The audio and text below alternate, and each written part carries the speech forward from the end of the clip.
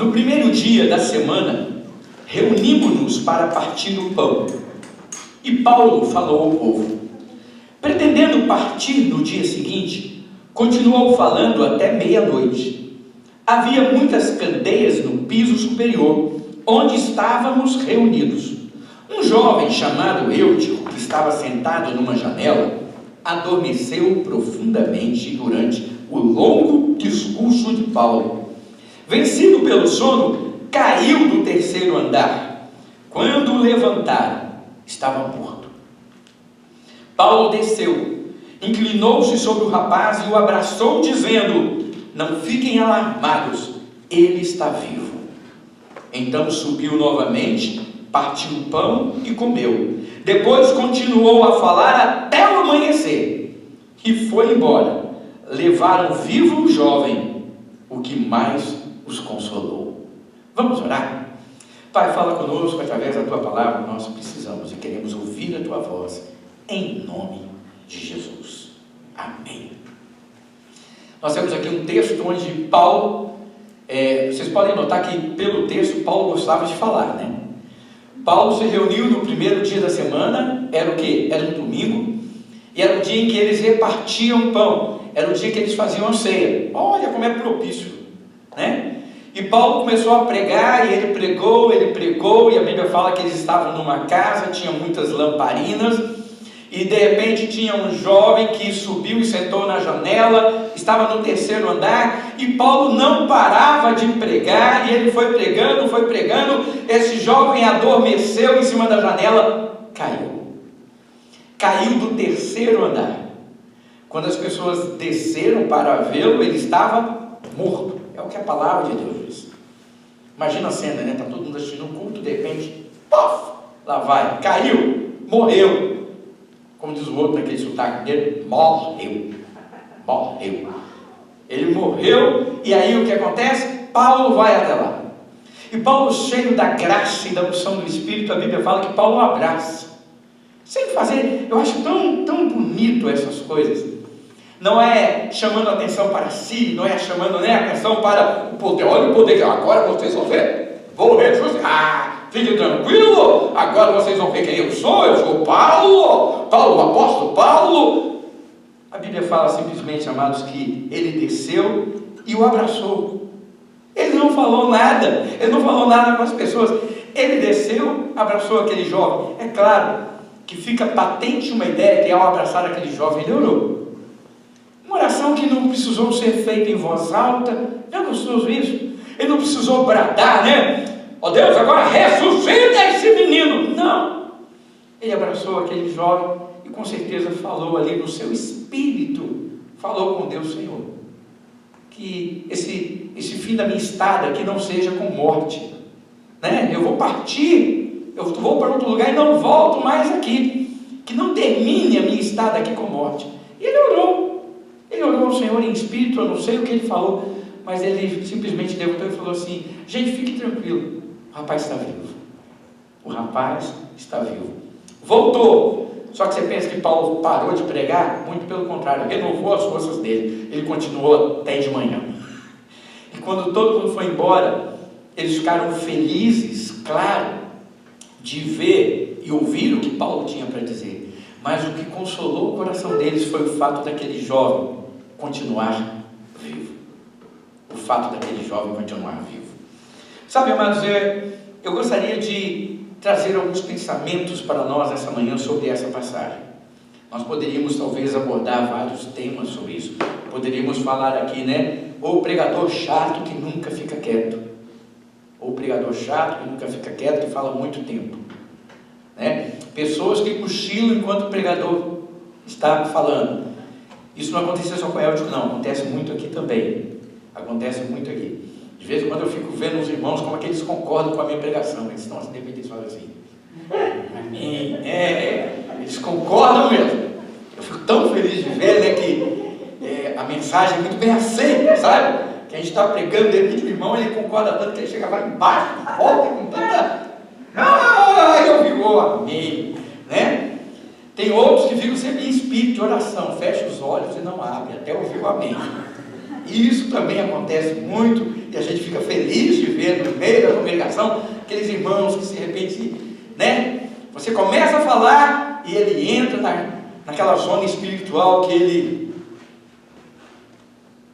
E a única coisa que você vê é que ele também está concordando que mesmo quando ele faz assim. Então é muito bom essas coisas. Então, irmãos, nós podemos falar sobre tantas coisas, mas eu gostaria de aproveitar essa mensagem dessa manhã para falar sobre uma coisa, algo que me chamou a atenção nessa passagem, eu queria compartilhar com vocês. Eu gostaria de falar sobre o cuidado com a janela. O cuidado com a janela. Nós vemos aqui nessa passagem a descrição que enquanto Paulo pregava, um jovem chamado Eutico, ele estava displicentemente sentado em cima de uma janela. Ele subiu na janela. E olha, ele subiu numa janela que estava no 3º andar. Era uma janela alta. E ele subiu e sentou ali. Já era noite. A Bíblia fala que as candeias estavam acesas, a lanterna estava acesa e tudo mais. Então, nós podemos perceber alguma coisa. Que eu até pensei, quase que eu faço uma brincadeira, que eu ia pedir para alguém lá do lado de fora. Já percebeu que se acontece algum movimento fora de janela, o que a gente faz? Todo mundo olha, não é? Quando a gente está na sala de aula, a gente está dando aula e acontece, se a sala é mais embaixo e tem uma visão para um pátio, alguma coisa, passa alguém ou acontece qualquer coisa, o que a gente faz? Aqui, na igreja, o pastor pregando, se alguém levanta e vai fazer alguma coisa, ou as pessoas fazem assim. A gente acompanha, não é uma coisa quase que natural, chama a atenção da gente, a gente olha. Então, irmãos, eu tenho uma ideia, gente, toda vez que a gente vê uma janela, se essa janela tem um movimento, se essa janela tem alguma coisa que nos chama a atenção, a nossa tendência é ficarmos olhando. A nossa tendência é sermos atraídos e nos distrairmos por essa janela. A gente gosta de ficar olhando. A gente gosta de ficar observando. É a mesma coisa quando você vai fazer uma visita e a pessoa deixa a televisão ligada. Já percebeu como é que é?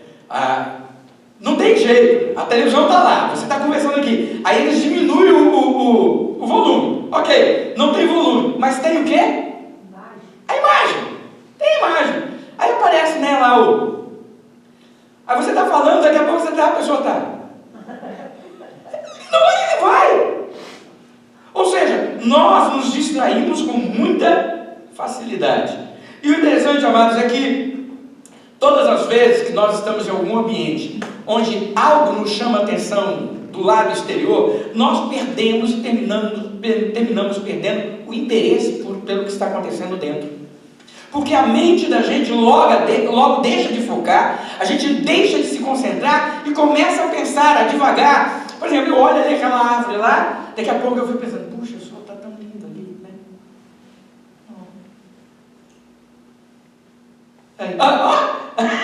A gente vai logo, a mente da gente sai do foco, e isso é um problema. E eu gostaria, amados, de nessa manhã chamar essa janela de mundo. Eu quero chamar essa janela de mundo, não mundo geográfico, não um mundo, né, que está aí, que a gente pode usá-lo no sentido de praias, árvores, montanhas, coisa que é bela. Eu quero usar essa janela com o nome mundo, no sentido que a Bíblia fala, não ameis o mundo nem as coisas que há no mundo. Que mundo é esse? É o mundo Aion, é o mundo, o sistema maligno que domina o mundo. São aquelas coisas que nos atraem, são aquelas coisas que nos fazem lutar o espírito contra a carne. Nós somos atraídos pelas coisas que não são de Deus. Não é verdade? É verdade, irmãos. A gente busca Deus, mas quando surge alguma coisa, nós somos tentados, somos provados, nós somos atraídos por essas coisas. E a Bíblia fala que nós devemos o quê? Fugir. É por isso que Deus faz naquela oração, Ele fala, não nos deixe de cair em tentação, que eu não seja levado a cair nessas coisas erradas que me atraem. E então eu gostaria de usar essa ideia de janela como sendo o mundo, e eu quero conversar com vocês de uma forma rápida, mas muito precisa, sobre os caminhos que levaram Eutico a sentar em cima daquela janela. Olha só, Eutico, quando ele chegou na casa, ele passou pelo meio do lugar onde todo mundo estava reunido, né? A primeira coisa que ele viu é o seguinte: ele tinha que estar dentro da casa. Ele não subiu na janela pelo lado de fora. Ele não botou uma escada, né? Vou botar uma escada, vou subir aqui por fora, vou ficar na janela lá do terceiro andar. Não, ele subiu na janela pelo lado de dentro. Pelo lado de dentro. Então, irmãos, ele estava dentro da casa. Ele tinha que estar junto com os irmãos de fé. Ele tinha que estar ali com as pessoas. E às vezes, irmãos, vamos falar, a casa podia estar um pouco apertada demais, né?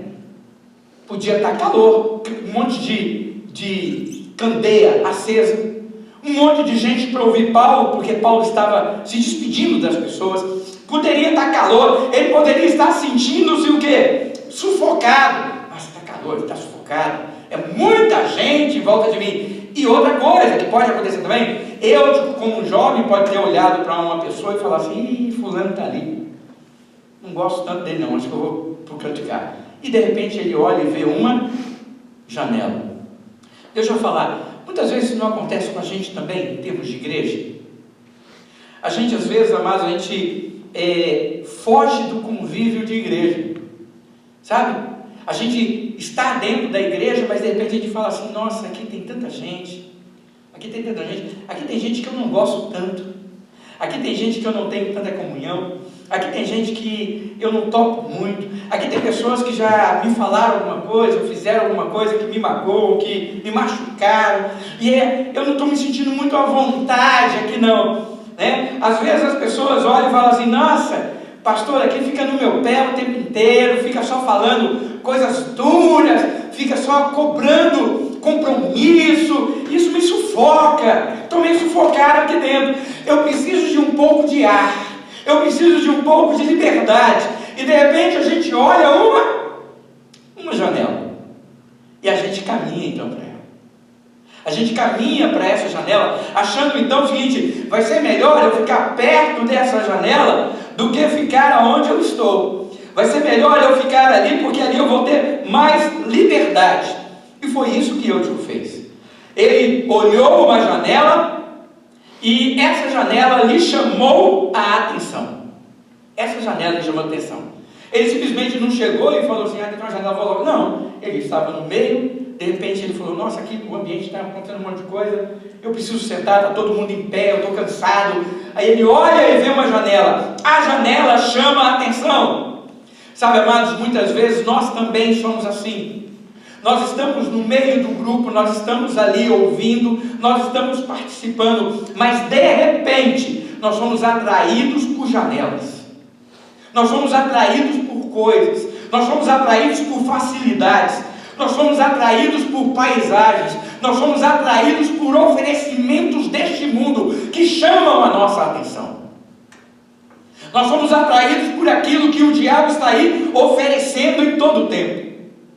Eu tenho conversado com algumas pessoas lá do Brasil, a gente sempre está em contato, mesmo daqui a gente continua, mesmo que remotamente ainda ajudando, dando alguns conselhos, pastoreando à distância, dentro da medida do possível, né? Apesar das pessoas terem pastorado, dando um conselho, dando algum feedback de alguns questionamentos pelo relacionamento que a gente tem com as pessoas. E eu tenho notado que muitas pessoas têm falado o seguinte: pastor, nós temos vivido um tempo em que os adolescentes, os jovens estão debandando. Por quê? Porque o mundo está oferecendo muitas coisas. Porque o mundo está deixando muito fácil o pecado, o acesso ao pecado, as coisas estão facilmente sendo oferecidas. Olha, irmãos, o pecado sempre foi facilmente oferecido, era facilmente oferecido no meu tempo de jovem e adolescente. Imagina agora então.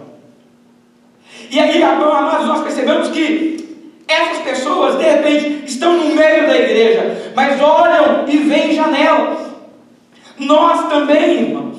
Nós mesmos sendo adultos, nós mesmos sendo, às vezes, pessoas experientes, nós estamos no meio da igreja, mas devido ao sufoco, devido às lutas, devido às provações, devido às dificuldades que enfrentamos, nós às vezes olhamos e vemos janelas, e nessas janelas algo nos é oferecido, uma boa paisagem, um lugar tranquilo aparentemente, algo aprazível, algo que eu vou ter deleite, prazer. E aí o que nós somos tentados a fazer? Nós somos tentados a caminhar em direção a essa janela. Foi isso que Eutico fez. Ele caminhou em direção àquela janela. E o terceiro passo, amados, que nós observamos é que Eutico ele foi até aquela janela, mas ele não se conteve apenas em olhar a paisagem de dentro. Ele não ficou em pé, escorado na janela, olhando para fora. O que ele fez? Ele sentou na janela. Ele sentou na janela. Ele ficou em cima da janela. Ele não se importou dessa janela estar no terceiro andar. Ele não levou em conta o perigo. Ele não se deu conta do perigo que ele estava correndo. Sentar em uma janela no terceiro andar de uma casa, sem nenhuma segurança, sem nenhum amparo, sem nenhum nada para o segurar ali, o deter de uma queda. Não, ele simplesmente chegou e sentou. Sabe, queridos, ele pensou às vezes assim, aqui em cima da janela eu escapo do calor, eu escapo do aperto, eu não preciso ficar ouvindo tanto a mensagem de Paulo, ou eu posso ouvir a mensagem, mas ao mesmo tempo também eu posso olhar a lua. Eu posso ter um pouco dos dois. Eu posso ter um pouco dos dois. Sabe, queridos, isso tem incomodado muito o meu coração nesses dias, porque eu tenho percebido que muitos de nós crentes estamos sentados na janela como Eutico, querendo ouvir a mensagem que o servo de Deus prega, mas não querendo deixar também de contemplar aquilo que o mundo oferece.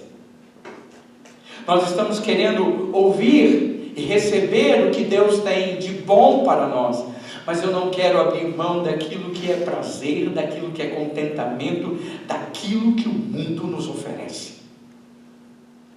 Nós queremos viver uma vida dupla. Nós queremos viver uma vida onde eu sou crente, mas eu também desfruto das coisas do mundo.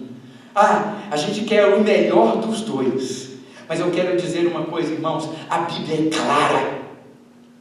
A Bíblia ela é enfática em dizer uma coisa: quem comigo não ajuda, espalha.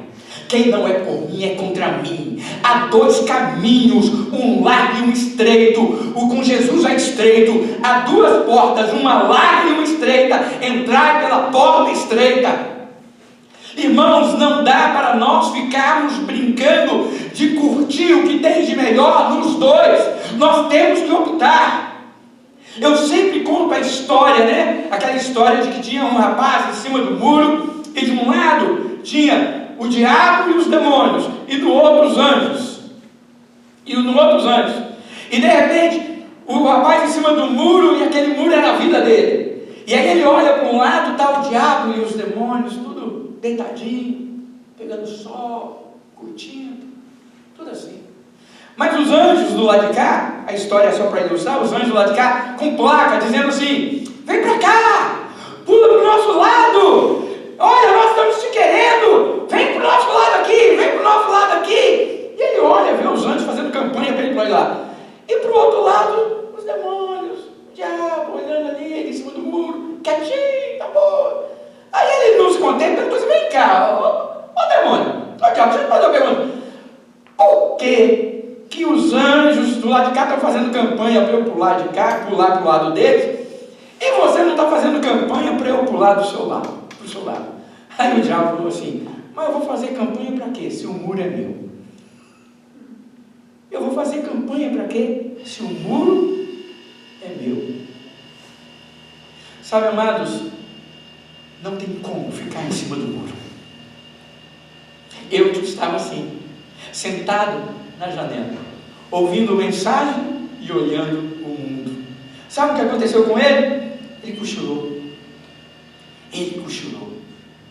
Queridos, quando nós perdemos o foco, quando nós deixamos de prestar atenção, quando nós deixamos de estar no meio, quando nós deixamos de buscar a Deus, quando nós deixamos de ouvir a palavra, quando nós deixamos de orar, quando nós deixamos de ter os nossos momentos a sós com Deus, quando nós abandonamos, amados, os rudimentos da vida cristã, nós cochilamos.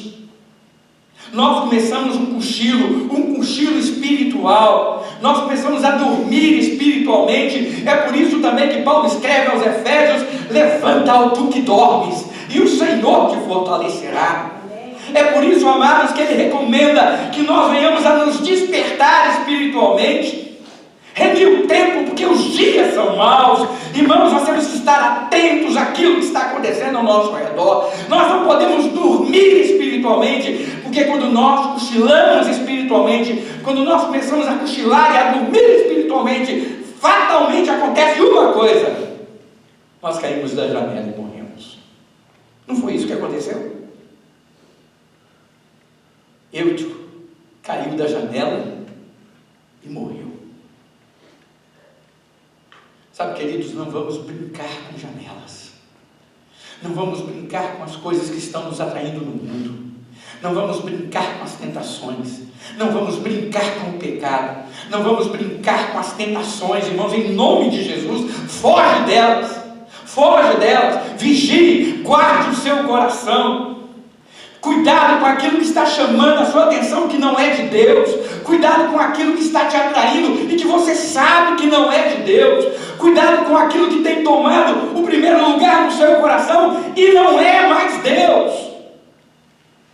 Cuidado para que você não esteja já admirando demais essa janela e já sentado em cima da janela, ouvindo e também olhando, ouvindo e olhando, e de repente você vai perceber, amados, que quando a gente começa a olhar lá para fora, as coisas que estão lá fora, muitas e na maioria das vezes, são mais atrativas a nós do que aquilo que nós estamos ouvindo dentro. Porque dentro, irmãos, tem calor. Porque dentro tem sufoco. Porque dentro tem muita gente que não é do jeito que eu gostaria que fosse. Porque dentro nós encontramos as diferenças. Mas eu quero dizer, irmãos, é que é dentro que nós somos tratados. É aqui que nós somos moldados. É no convívio um com o outro, é nas dificuldades que enfrentamos de relacionamento. Oh, irmãos, como é bom ter dificuldade de relacionamento. Sabe por quê? Porque dificuldade de relacionamento no meio da igreja é treinamento para o céu. É treinamento para o céu, irmãos, porque no céu eu vou viver a vida inteira do lado do Edson. Eu não sei se eu choro agora.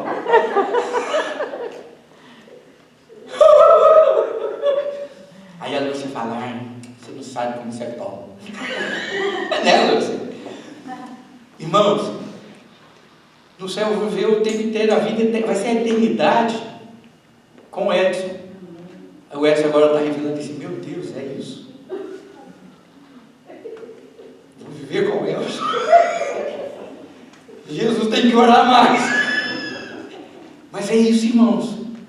Nós vamos viver eternamente juntos. E eu quero dizer, irmãos, que no céu a personalidade não muda. Nós continuamos sendo os mesmos, porque é isso que nós somos. O que não vai haver mais é pecado, mas o temperamento continua o mesmo, irmãos. E lá nós vamos aprender a conviver e vamos viver. É por isso que igreja é treinamento. É por isso que a Bíblia fala que aqui, quando nós vivemos isso, nós estamos vivendo como espelho, apenas o reflexo de uma outra realidade. Isso é reflexo, a nossa realidade é o céu, irmãos. Isso é apenas reflexo, a nossa realidade é o céu. E nós vamos viver isso por toda a eternidade. Se eu não suporto a Rose 1h30 dentro da igreja, irmãos, como é que vai ser bilhões e bilhões e bilhões e bilhões, e nunca mais vai acabar os bilhões de anos? É aqui dentro, irmãos, que as coisas têm que acontecer. Mas a gente às vezes quer sair do sufoco e ficar em cima da janela. Cuidado, para que você não cochile e morra. E sabe o que é gostoso nessa palavra? É que nós vemos a graça de Deus sobre nós. Porque Eutico caiu.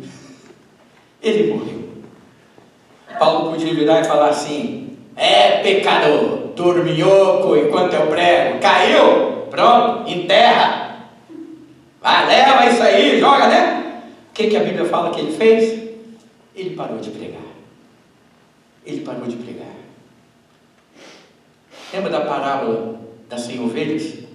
Quando uma se perde, uma é mais importante do que as 99. Quando aquele jovem morreu, caiu e morreu, todo mundo podia falar assim: displicente, não estava prestando atenção, dormiu enquanto pregava. Paulo não se importou com isso. Paulo parou de pregar e deixou as 99. Todo mundo que estava ouvindo. Ele parou e foi buscar quem? Aquele que tinha se perdido, aquele que estava morto. Ele não faz nenhum alarde, ele abraça, ele ora e ele traz vida àquele jovem novamente. Eu quero dizer a cada um de nós, irmãos, mesmo que nós já estejamos dormindo o sono da negligência, mesmo que nós tenhamos já muitas vezes caído da janela, e nós sabemos quando caímos da janela, não é? Nós sabemos quando nós caímos da janela. Eu quero dizer que mesmo assim, o nosso Deus vai lá e nos recupera, nos ressuscita, porque Ele é Deus e Ele nos ama. Porque é obra dEle. É obra dEle. Que você nessa manhã pense sobre isso. E que você nessa manhã tome uma decisão. Eu não vou ficar olhando para a janela. Eu não estou falando nem de sentar. Eu estou falando, pare de olhar. Foque naquilo que Deus tem para você. Preste atenção naquilo que Deus quer fazer em você. Que Deus abençoe a sua palavra, em nome de Jesus. Amém.